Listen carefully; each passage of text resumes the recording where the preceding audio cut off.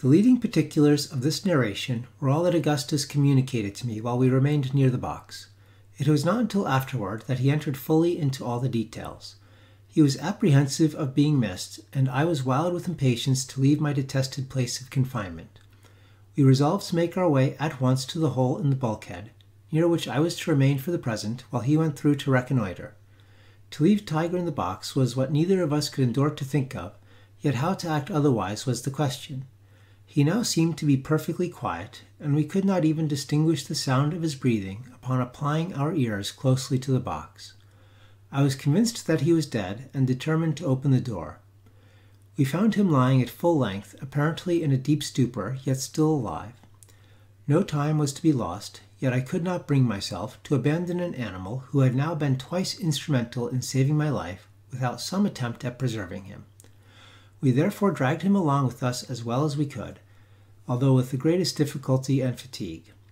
Augustus, during part of the time, being forced to clamber over the impediments in our way with the huge dog in his arms, a feat to which the feebleness of my frame rendered me totally inadequate. At length we succeeded in reaching the hole, when Augustus got through and Tiger was pushed in afterward. All was found to be safe, and we did not fail to return sincere thanks to God for our deliverance from the imminent danger we had escaped.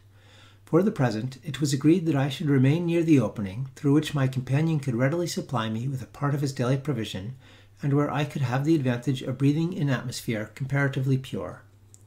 In explanation of some portions of this narrative wherein I have spoken of the stowage of the brig, and which may appear ambiguous to some of my readers who may have seen a proper or regular stowage, I must here state that the manner in which this most important duty had been performed on board the Grampus was a most shameful piece of neglect on the part of Captain Barnard, who was by no means as careful or as experienced a seaman as the hazardous nature of the service on which he was employed would seem necessarily to demand. A proper stowage cannot be accomplished in a careless manner, and many most disastrous accidents, even within the limits of my own experience, have arisen from neglect or ignorance in this particular. Coasting vessels, in the frequent hurry and bustle attendant upon taking in or discharging cargo, are the most liable to mishap from the want of a proper attention to stowage. The great point is to allow no possibility of the cargo or ballast's shifting position even in the most violent rolling of the vessel. With this end, great attention must be paid not only to the bulk taken in, but to the nature of the bulk, and whether there be a full or only a partial cargo. In most kinds of freight, the stowage is accomplished by means of a screw. Thus, in a load of tobacco or flour, the whole is screwed so tightly into the hold of the vessel that the barrels or hogsheads, upon discharging, are found to be completely flattened, and take some time to regain their original shape. This screwing, however, is resorted to principally with the view of obtaining more room in the hold, for in a full load of any such commodities as flour or tobacco, there can be no danger of any shifting whatever, at least none from which inconvenience can result. There have been instances, indeed, where this method of screwing has resulted in the most lamentable consequences, arising from a cause altogether distinct from the danger attendant upon a shifting of cargo. A load of cotton, for example, tightly screwed while in certain conditions, has been known, through the expansion of its bulk, to rend a vessel asunder at sea. There can be no doubt either that the same result would ensue in the case of tobacco while undergoing its usual course of fermentation, were it not for the interstices consequent upon the rotundity of the hogsheads. It is when a partial cargo is received that danger is chiefly to be apprehended from shifting, and that precautions should always be taken to guard against such misfortune. Only those who have encountered a violent gale of wind, or, rather, who have experienced the rolling of a vessel in a sudden calm after the gale, can form an idea of the tremendous force of the plunges and of the consequent terrible impetus given to all the loose articles in the vessel. It is then that the necessity of a cautious stowage, when there is a partial cargo, becomes obvious. When lying to, especially with a small headsail, a vessel which is not properly modelled in the bows is frequently thrown upon her beam ends, this occurring every 15 or 20 minutes upon an average, yet without any serious consequence resulting, provided there be a proper stowage. If this, however, has not been strictly attended to, in the first of these heavy lurches the whole of the cargo tumbles over the side of the vessel which lies upon the water, and being thus prevented from regaining her equilibrium, as she would otherwise necessarily do, she is certain to fill in a few seconds and go down. It is not too much to say that at least one half of the instances in which vessels have foundered in heavy gales at sea may be attributed to a shifting of cargo or of ballast. When a partial cargo of any kind is taken on board, the whole, after being first stowed as compactly as may be, should be covered with a layer of stout shifting boards extending completely across the vessel. Upon these boards, strong temporary stanchions should be erected, reaching to the timbers above, thus securing everything in its place. In cargoes consisting of grain or any similar matter, additional precautions are requisite. A hole filled entirely with grain upon leaving port will be found not more than 3/4 full upon reaching its destination.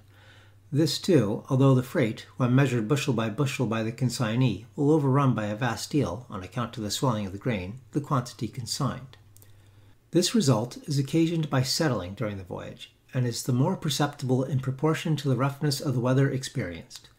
If grain loosely thrown in a vessel, then, is ever so well secured by shifting boards and stanchions, it will be liable to shift in a long passage so greatly as to bring about the most distressing calamities. To prevent these, every method should be employed before leaving port to settle the cargo as much as possible. And for this there are many contrivances, among which may be mentioned the driving of wedges into the grain.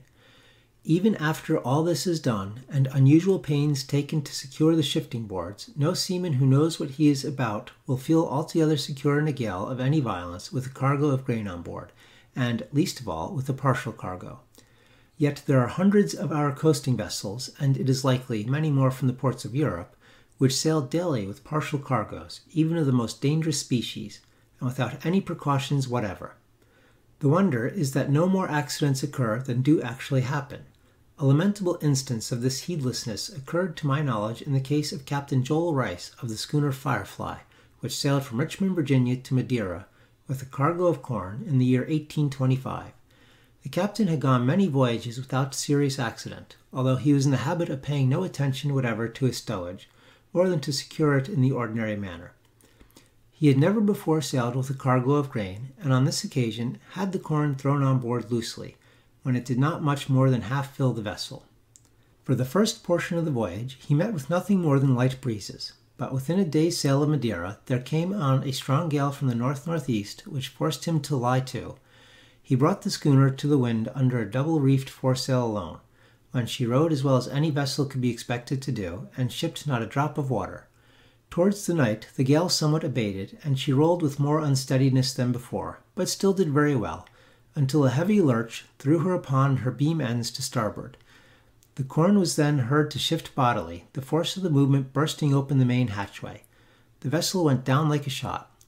This happened within hail of a small sloop from Madeira, which picked up one of the crew, the only person saved, and which rode out the gale in perfect security, as indeed a jolly boat might have done under proper management. The stowage on board the Grampus was most clumsily done, if stowage that could be called, which was little better than a promiscuous huddling together of oil casks and ship furniture. I have already spoken of the condition of articles in the hold. On the orlop deck there was space enough for my body, as I have stated, between the oil casks and the upper deck. A space was left open around the main hatchway, and several other large spaces were left in the stowage. Near the hole cut through the bulkhead by Augustus, there was room enough for an entire cask, and in this space I found myself comfortably situated for the present. By the time my friend had got safely into the berth, and readjusted his handcuffs and the rope, it was broad daylight. We had made a narrow escape indeed, for scarcely had he arranged all matters when the mate came below with Dirk Peters and the cook. They talked for some time about the vessel from the Cape Verds, and seemed to be excessively anxious for her appearance. At length the cook came to the berth in which Augustus was lying, and seated himself in it near the head. I could see and hear everything from my hiding place, for the piece cut out had not been put back, and I was in momentary expectation that the negro would fall against the pea-jacket, which was hung up to conceal the aperture, in which case all would have been discovered, and our lives would, no doubt, have been instantly sacrificed. Our good fortune prevailed, however, and although he frequently touched it as the vessel rolled, he never pressed against it sufficiently to bring about a discovery. The bottom of the jacket had been carefully fastened to the bulkhead, so that the hole might not be seen by its swinging to one side.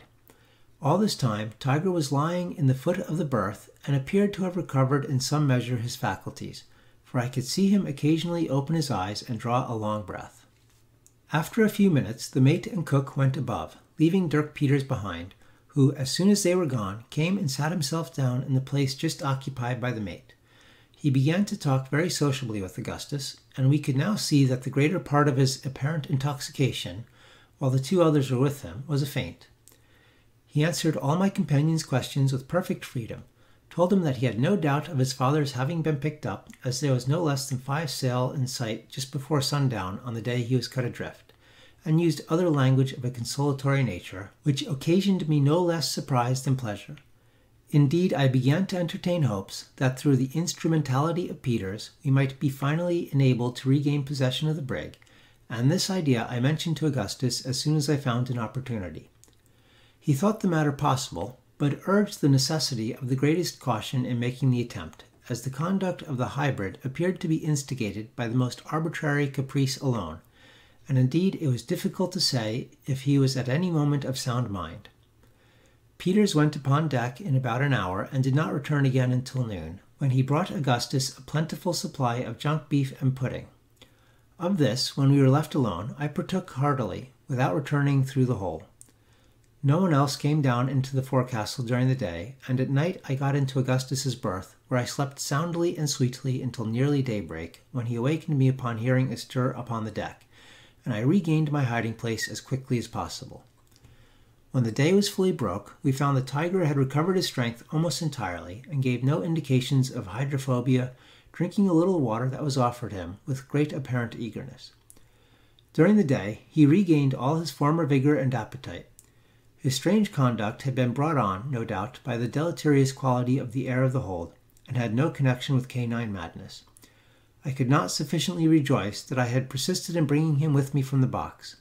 This day was the 30th of June, and the 13th since the Grampus made sail from Nantucket. On the 2nd of July, the mate came below, drunk as usual, and in an excessively good humour. He came to Augustus's berth, and giving him a slap on the back, asked him if he thought he could behave himself if he let him loose, and whether he would promise not to be going into the cabin again. To this, of course, my friend answered in the affirmative, when the ruffian set him at liberty, after making him drink from a flask of rum, which he drew from his coat pocket. Both now went on deck, and I did not see Augustus for about 3 hours. He then came below with the good news that he had obtained permission to go about the brig as he pleased, anywhere forward of the mainmast, and that he had been ordered to sleep, as usual, in the forecastle. He brought me, too, a good dinner and a plentiful supply of water. The brig was still cruising for the vessel from the Cape Verds, and a sail was now in sight which was thought to be the one in question.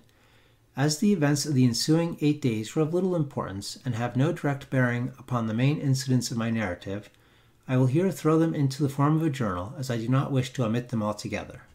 July 3rd. Augustus furnished me with 3 blankets, with which I contrived a comfortable bed in my hiding place. No one came below, except my companion, during the day. Tiger took his station in the berth just by the aperture, and slept heavily, as if not yet entirely recovered from the effects of his sickness. Towards the night, a flaw of wind struck the brig before sail could be taken in, and nearly capsized her. The puff died away immediately, however, and no damage was done beyond the splitting of the foretopsail. Dirk Peters treated Augustus all the stay with great kindness, and entered into a long conversation with him respecting the Pacific Ocean and the islands he had visited in that region. He asked him whether he would not like to go with the mutineers on a kind of exploring and pleasure voyage in those quarters, and said that the men were gradually coming over to the mate's view. To this Augustus thought it best to reply that he would be glad to go on such an adventure, since nothing better could be done, and that anything was preferable to a piratical life.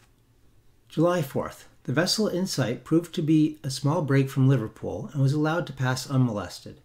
Augustus spent most of his time on deck with the view of obtaining all the information in his power respecting the intentions of the mutineers. They had frequent and violent quarrels among themselves, in one of which a harpooner, Jim Bonner, was thrown overboard. The party of the mate was gaining ground. Jim Bonner belonged to the cook's gang, of which Peters was a partisan. July 5th. About daybreak there came on a stiff breeze from the west, which at noon freshened into a gale, so that the brig could carry nothing more than her trysail and foresail. In taking in the foretopsail, Sims, one of the common hands, and belonging also to the cook's gang, fell overboard, being very much in liquor, and was drowned, no attempt being made to save him. The whole number of persons on board was now 13, to wit, Dirk Peters, Seymour, the black cook, Jones, Greeley, Hartman Rogers and William Allan, of the cook's party, the mate, whose name I never learned, Absalom Hicks, Wilson, John Hunt, and Richard Parker of the mate's party, besides Augustus and myself. July 6th. The gale lasted all this day, blowing in heavy squalls accompanied with rain. The brig took in a good deal of water through her seams, and one of the pumps was kept continually going, Augustus being forced to take his turn. Just at twilight, a large ship passed close by us, without having been discovered until within hail. This ship was supposed to be the one for which the mutineers were on the lookout. The mate hailed her, but the reply was drowned in the roaring of the gale. At 11, a sea was shipped amidships, which tore away a great portion of the larboard bulwarks, and did some other slight damage. Towards morning, the weather moderated, and at sunrise there was very little wind. July 7th.